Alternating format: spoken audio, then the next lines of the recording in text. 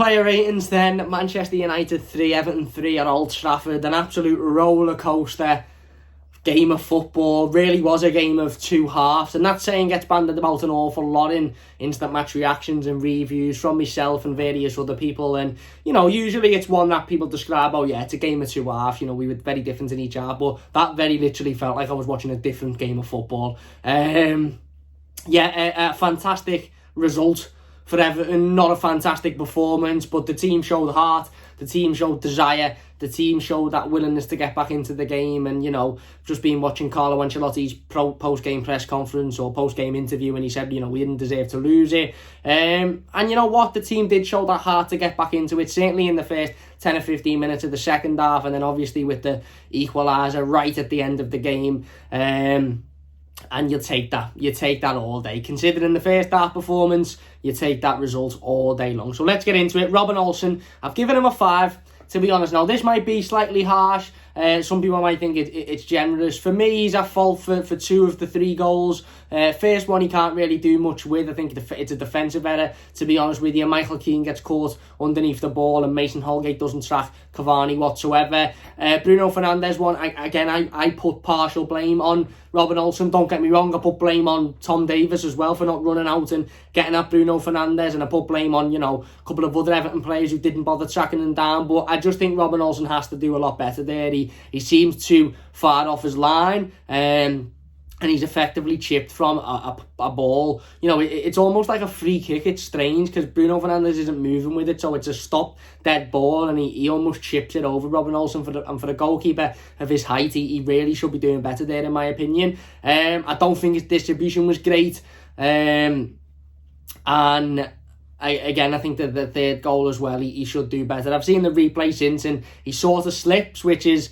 not really Robin Olsen's fault. But if it's Jordan Pickford and he slips, we're acting as if the pitch is a part of Jordan Pickford, and we're talking about it as an awful goalkeeper mistake. So he has to take responsibility for that. Having said that, he did make one really big save in the second half when Marcus Rashford flew down the left-hand side at 2-2 and had a one-on-one, and Robin Olsen come up with a big save. So I've given him a 5. Not as great as the games. Couple of mistakes that could have been avoided. Did make a couple of alright saves as well.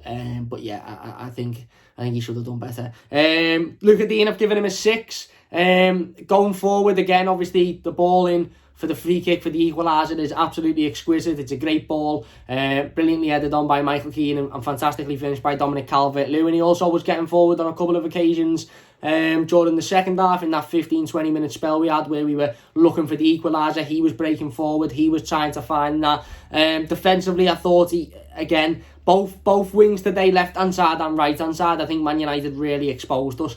Certainly in that first half, they were just playing down the wings constantly, and we were getting hit with balls coming into the box. And I think Luca Dean did get caught on a couple of occasions with those. So going forward again, very good. Put a lot of good balls into the box and in a lot of dangerous areas. And of course, the free kick for the equaliser is fantastically weighted into the danger area. But it wasn't as great as the games. He wasn't awful. I just think he was average. Mason Holgate on the other side, I've given Mason a 4. To be honest, I've got to try and look at this game and rate these players based off the entire performance. And look, Mason showed heart and he showed fight and he showed passion like the rest of them did, and maybe that grants him brownie points. But in terms of his performance on the pitch, I just don't think he was great whatsoever today. He really got exposed down that right hand side, and I'm happy to give Mason the benefit of the doubt because it's his first bad performance as a right back in the games that he's been in there.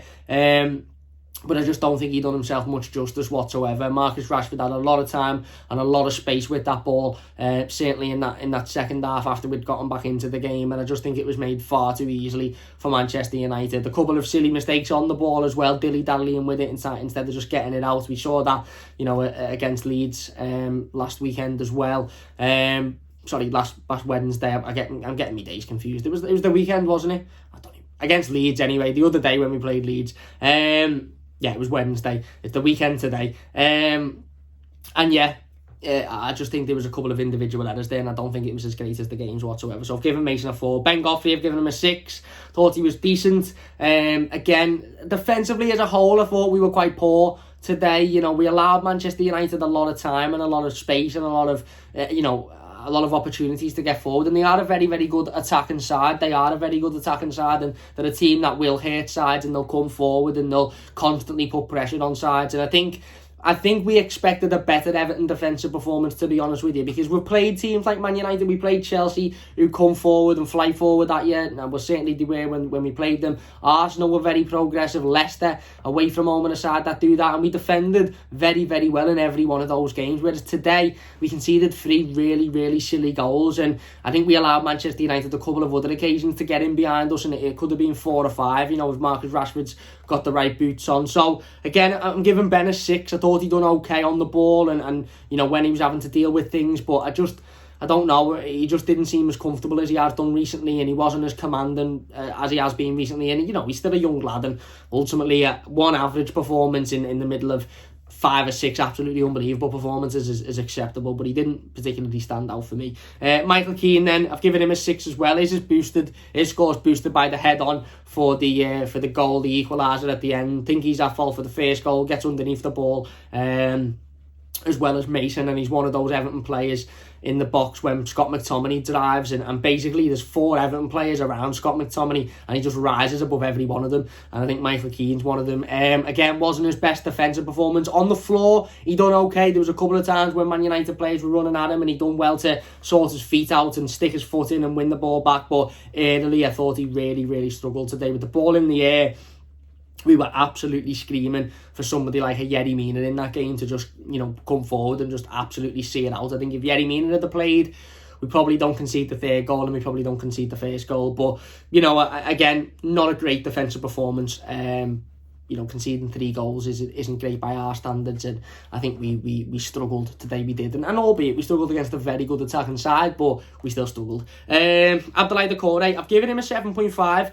To be honest with you, I think that 20 odd minutes in the second half, he was absolutely exceptional. He was poor in the first half by my estimations. There was a couple of times when he had the ball at his feet and his passing just wasn't, what it should be, or he was playing it backwards, or he wasn't, making those runs forward. But in the second half, we saw the type of performance that we saw from Abdoulaye Doucouré against Leeds midweek, and that was sort of playing as that box-to-box type of midfielder who's coming forward and whose job is to create for the team. And I think he'd done that on a number of occasions. Not only has he got a big part to play in the goal, of course, Tom Davies plays an excellent ball through to Dominic Calvert-Lewin, and Doucouré continues his running, and it's not a great ball in by Dom. It's massively helped on by the fact that David De Gea just palms it into his way, but Doucouré's there on the end of it. He gets the first goal back, and that's what sort of gives us that confidence to push on then. And then of course the second goal, James Rodriguez's goal, ball comes in and Doucouré's there at the back post,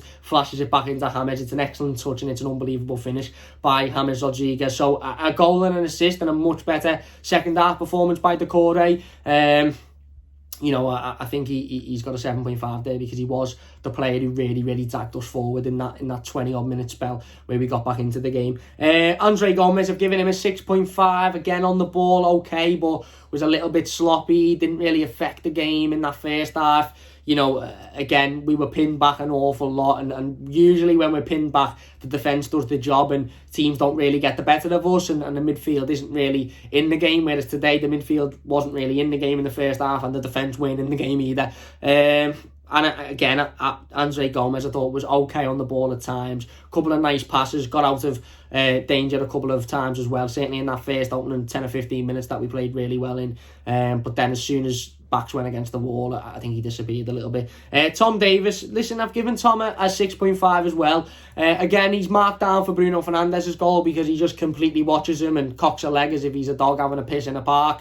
But overall, I thought he was alright today. I might get a lot of stick for that, but you know what? I think if you watch Tom Davies' individual performance, his passing wasn't that bad. He come out with the ball on a couple of occasions. He nicked it back as well in dangerous areas for us. And very similar to Andre Gomez, it was spells, it was 5-minute spells here and there where he was putting in a decent performance and then he disappeared again for 5 or 10 minutes. So he's getting a 6.5. James Rodriguez is getting a 7.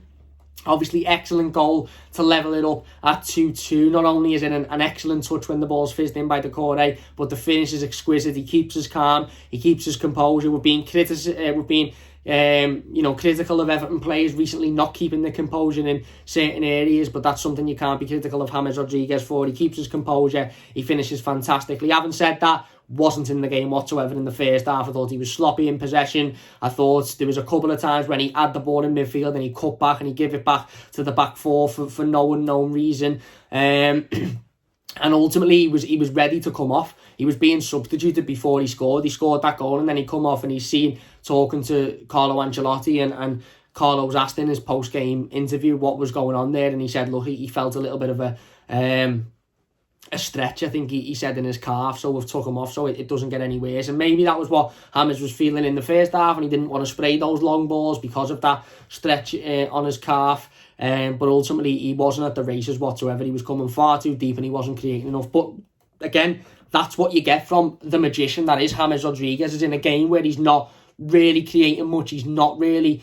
getting forward or doing what he needs to be doing. He pulls out a world-class finish out of nowhere to get us back into the game, and again, he's getting a 7. Dominic Calvert-Lewin, giving him a 7.5 as well.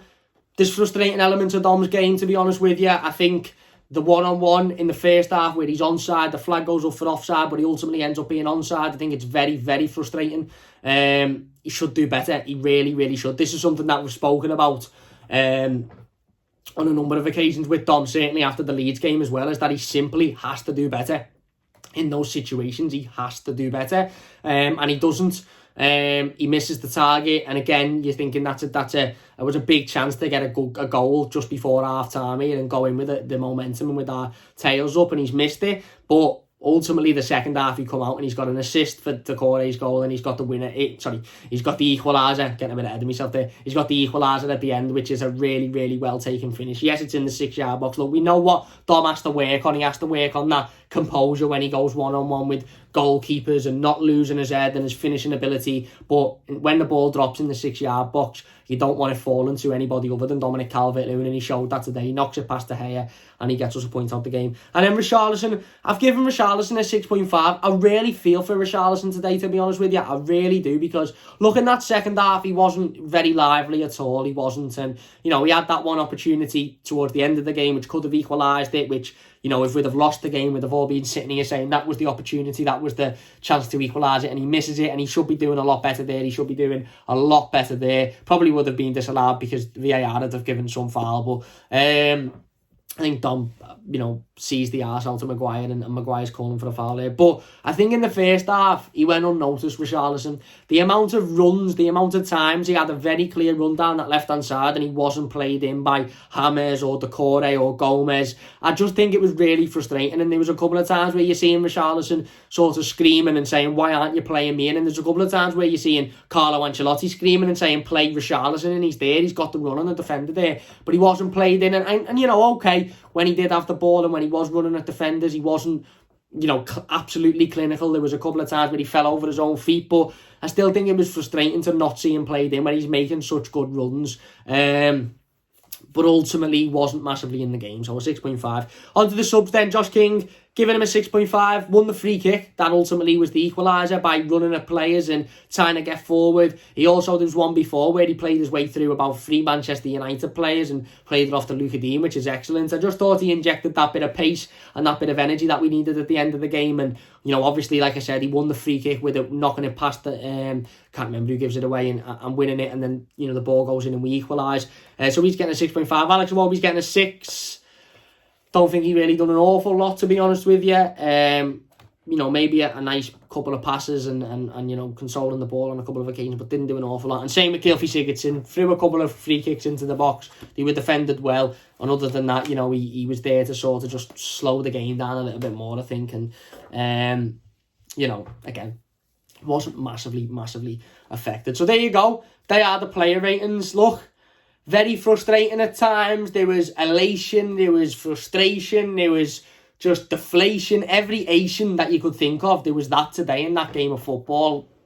10 minutes before the end, I'd have been thinking I'm going to be coming on here talking about a frustrating result and a frustrating performance. And I said a couple of days ago, I don't mind losing to a side. Well, I do mind losing, but I can take losing to a side if you give 110% and they're just a better team on the day. But we conceded 3 goals that could have comfortably been dealt with on another day, and 3 goals that were silly errors to concede. But we showed a lot of heart, we showed a lot of fight, we showed a lot of desire, we showed a lot of energy to get back into that game, and you've got to give credit where credit's due. And you're coming back to that question as to under previous managers, do we take a point at Old Trafford there? And I think no, but that's because I'm a massive Carlo Ancelotti fan, and some people might say we were awful today, we got lucky, but I don't think under previous managers we come out with that response in the second half. In fact, I think we crumble even more and we probably concede another 2. It wasn't great today by any stretch of the imagination, but that means it's an even better of a result because we weren't great, we were frustrating, and we've still come away with a point away from home. Yes, it was a last minute equaliser, but it makes it all the more sweet. And I said it in the instant match reaction, far too many times over the years have I seen that exact situation, but it's gone against Everton where we've conceded an equaliser in the last seconds and we've been deflated. So it's about time it went for us. Not great, but a lot of spirit, a lot of fight, a lot of spirit. Carlo said it after the game, you don't win games of football with quality, you win them with spirit, and we showed that spirit today. And we've now got to go on and absolutely blather Fulham at the weekend. Fulham have been doing okay recently, but we've got to beat them. We absolutely have to. Big thanks for watching. If you've enjoyed it, leave a like, subscribe if you're new. If you disagree with any of my ratings, maybe you think I'm being a bit kind because of the result, maybe you think I'm being a bit harsh, let me know in the comment section down below. If you've enjoyed it, leave a like, subscribe if you are new, and we'll see you soon on the Mighty Blues.